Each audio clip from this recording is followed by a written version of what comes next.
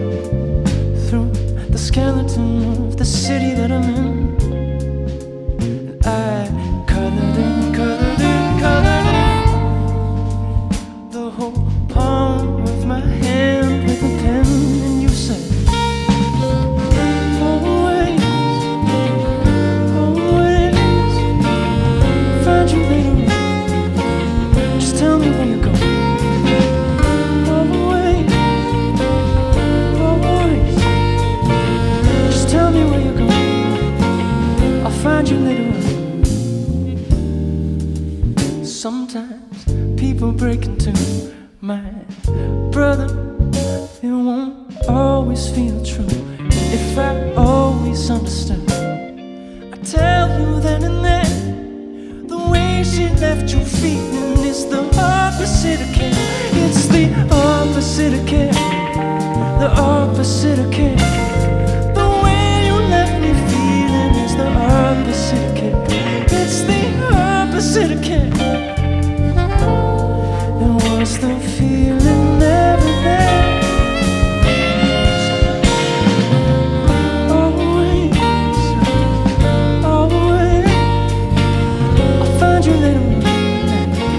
Just tell me where you're going. Always, always. Just tell me where you're going. I'll find you later on.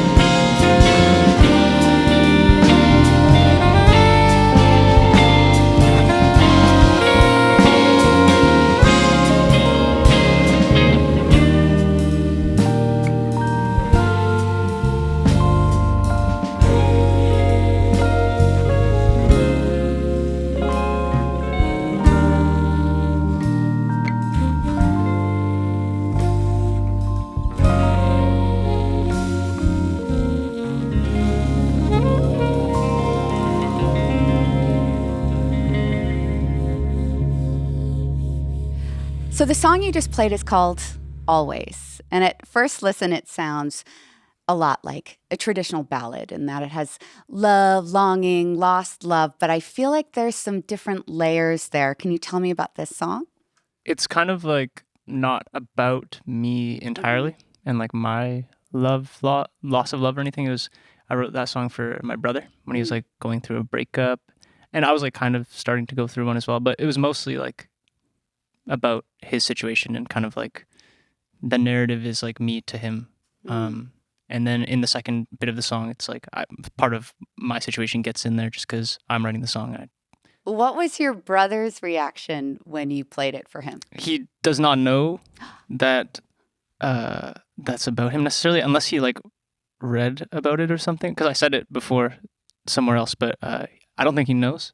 But he likes the song. I don't know if he knows that it's like about his like thing. I think he'd be bummed if I told him that. So Well, he might be finding out now for the very first time That's true, that that's this true. song is about him. So expect a good birthday gift this okay, year. yeah, true. You know, talking about your brother, the people who are around you, did you always know, did people always know that you were going to be a musician? Music was like around a lot, you know. I wouldn't necessarily say like people thought I was gonna be a musician. Definitely like encouraged me towards music Mm-hmm.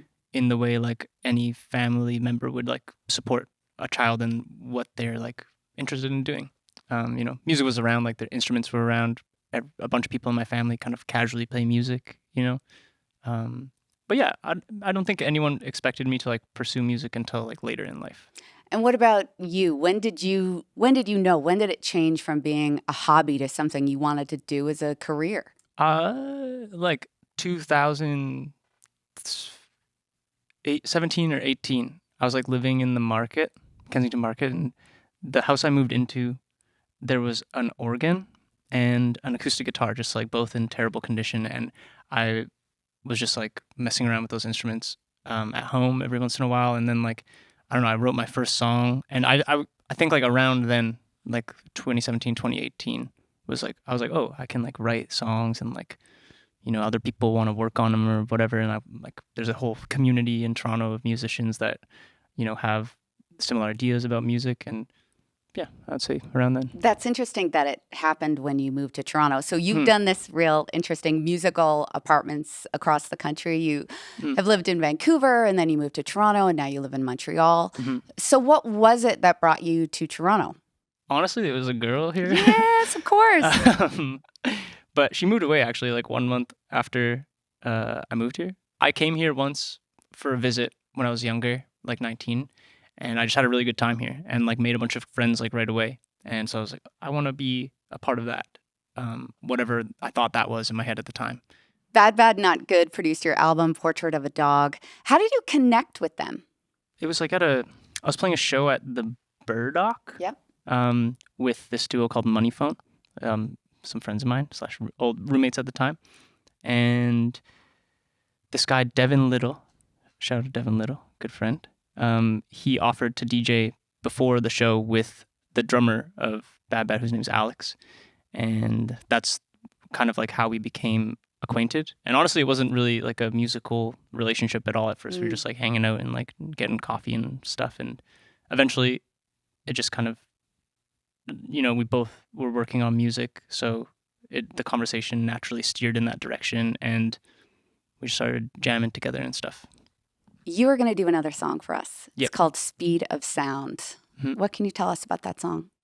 The idea of the song musically is like kind of staying on one chord kind of the whole time. And when I wrote the song, I just was like seeing if I could just stay in one place for the majority of the time. And then when we were in the studio, the idea came to have Chester play a bass solo, and it turned out really sweet. So that's kind of the idea of the song.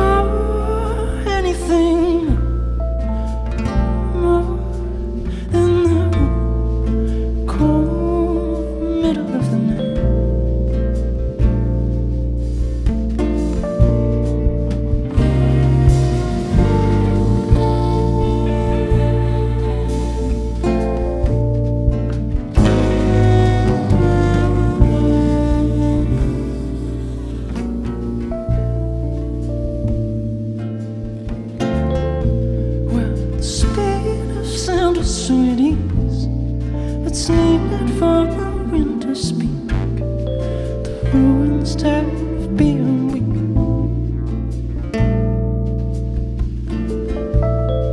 And oh, where we wrote it by the shore, a monolith not anymore now. These white caps roll into me.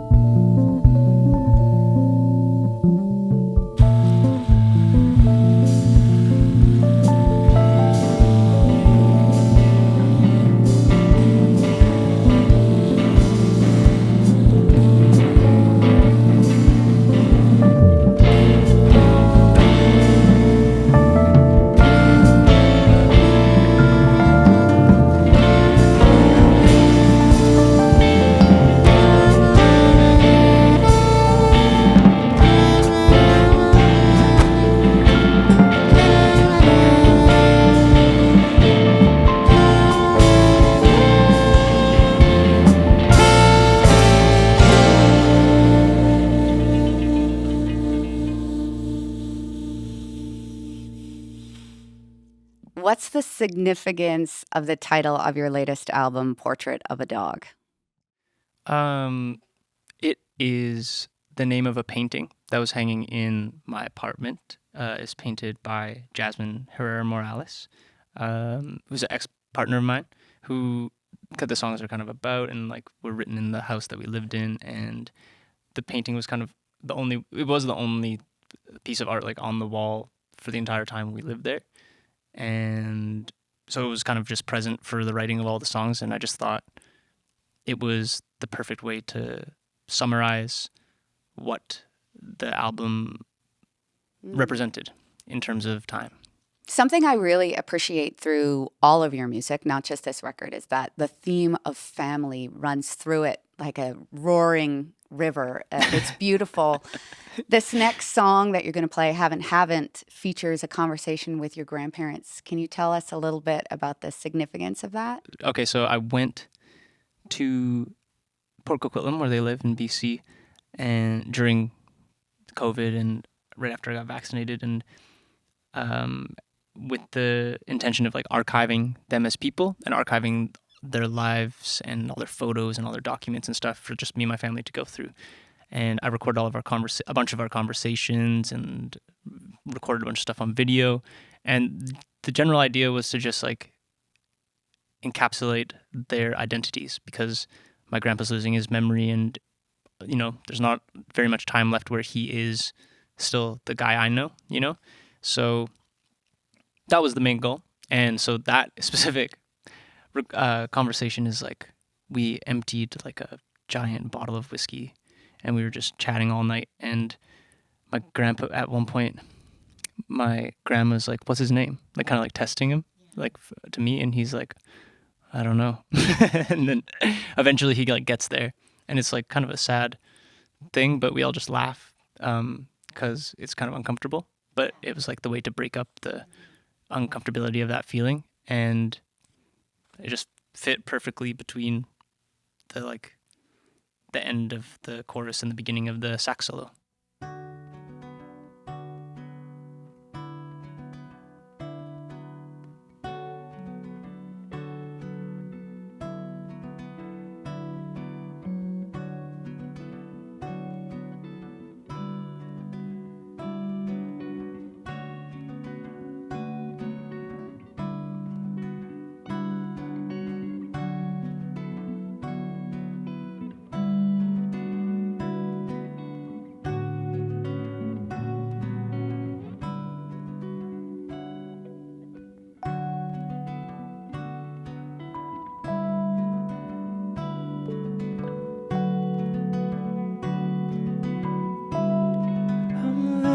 Close by with a friend. I know it's been a while, but would you talk to me? And I know that you agree. It's genius to be so kind. And you were very close to me. At home,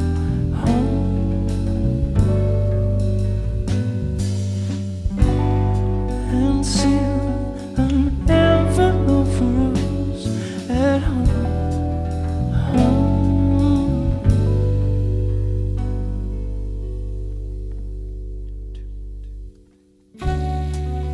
Remember when we walked in, everything was big. The rooms were filled with light, and dust was in the air, so sweet. The light we won't turn on, too scared to touch it at all, afraid of how we fall against the ground. Repeat